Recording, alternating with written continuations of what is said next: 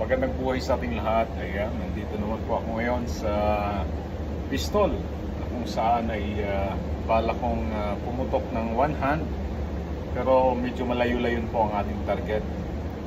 Gagawin ko na po ng 25 meters. So, ang maximum distance kasi nitong aming pistol range ay 25 meters. So, ito po ang aking target. So, one hand po ang aking gagamitin. So, dito naman, itong black circle nito, ito po yung sentro ng katawan ng tao. Ayan. So, basta ang bala ay nasa loob ng itim, o kahit naman dito sa puting ito, kasi ito na yung laki ng katawan ng tao. Ito. So, ito ang center mass. So, ibig sabihin, dito po, itong itim, dito po sa sentrong-sentro. So, ilagay ko po siya ng 25 meters. Ayan.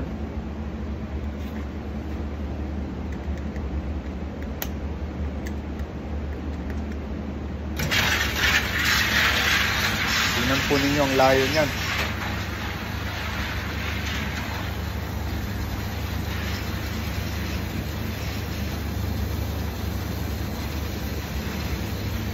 Napakalayo.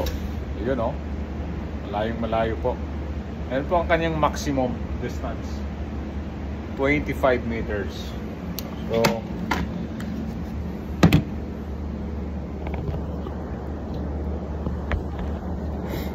yan po.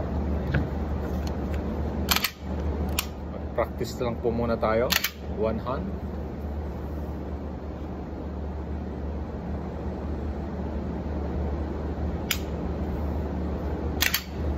Practice lang po muna tayo.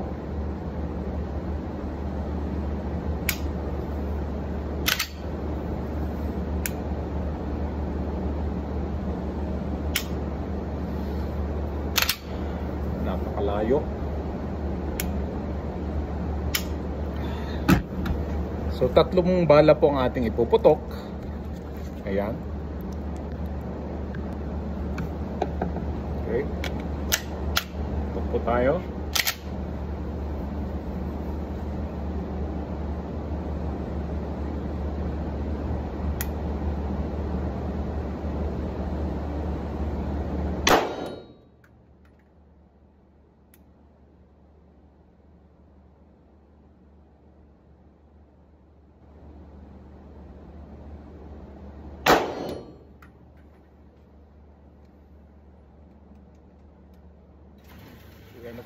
Sa target,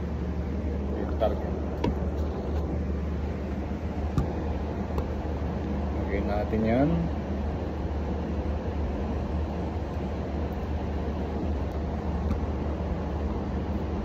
Isang putok na lang po tayo, sulit lang.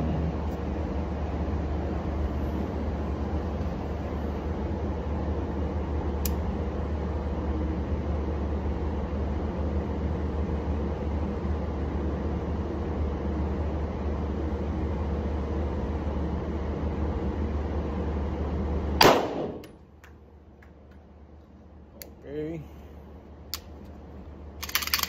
Tatlong putok na po tayo. So, tingnan natin.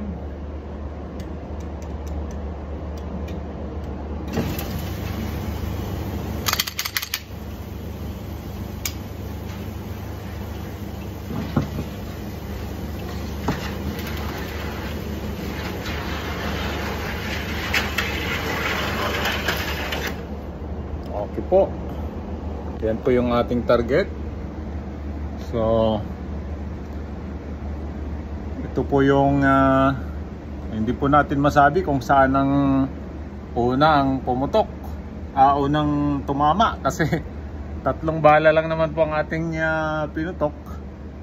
So, mayroon po rito at may dalawa po rito. Dalawang bala po ito. Ayan o. So, ayan o. Number 8. So, dalawang bala. Diba? Nakita po ninyo number 8 po. 1, 2. So parang 8 siya tingnan. So nandito po yung isa, dito po yung dalawa. So ibig sabihin ay okay pa rin naman sa one hand po ang ating kamay. So napakalayo na po nun. Pero sabi ko nga, hindi naman kailangan 10. Hindi kailangan kasi ito po ay ito na po ang sentro ng katawan po natin. So kung ibig sabihin natamaan siya sa 25 meters. So patay pa rin siya. 'Di ba? So maraming salamat. Sana nagustuhan po ninyo. Maraming salamat po.